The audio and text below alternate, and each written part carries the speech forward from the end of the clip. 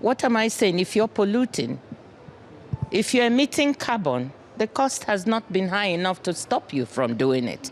So one of the things we need to get here in this agreement, in changing course, as Mary said, is to recognize that we need to be introducing those things that make it more costly for people to emit the substances that are damaging the environment.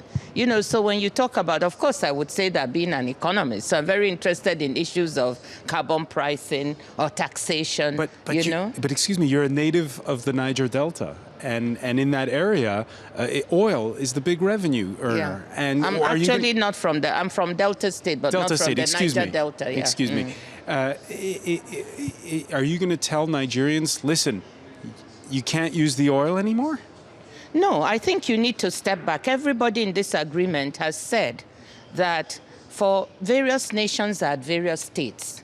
So, you know, everybody cannot adopt the same solution all at once.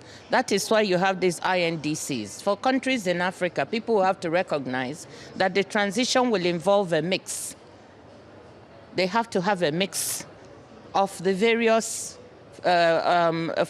types of energy sources and so on that they need. But the issue is that Africa also offers the biggest opportunity on earth today to change course. Why is that? Because 3/4 of the infrastructure on the continent is yet to be built. It offers the biggest opportunity for us to do this in a low carbon, net zero by 2050 way. So we can actually use Africa as the continent we can invest in to lower these emissions and even get to net zero by 2050. Similar thing, land. Africa offers the opportunity for repairing and restoring landscapes, which may contribute anywhere from 15 to 35% of the lowering of the emissions we need. So I look at things as an opportunity, and I'm very practical. In this agreement, we have the chance to adopt those things, put a cost to polluting, put a cost to emissions, remove subsidies that are contributing to more carbon emissions. Very, very, very practical things. All right, I'm going to quote the man sitting to your left, who said in a recent article, humanity's response to the climate challenge has been to try to make fossil fuels too expensive to use. It will not work. Poor nations eager to advance will not play along.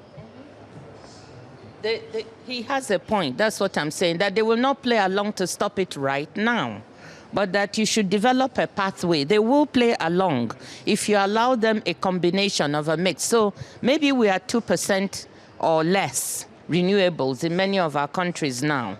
Why can't we use the opportunity of having most of our infrastructure not built to move to 15%, 20% renewables? This is a huge contribution, and that will allow us to wean ourselves gradually out of the fossil fuel. So you cannot come today and say, stop using oil, stop using coal, stop using gas. It won't work.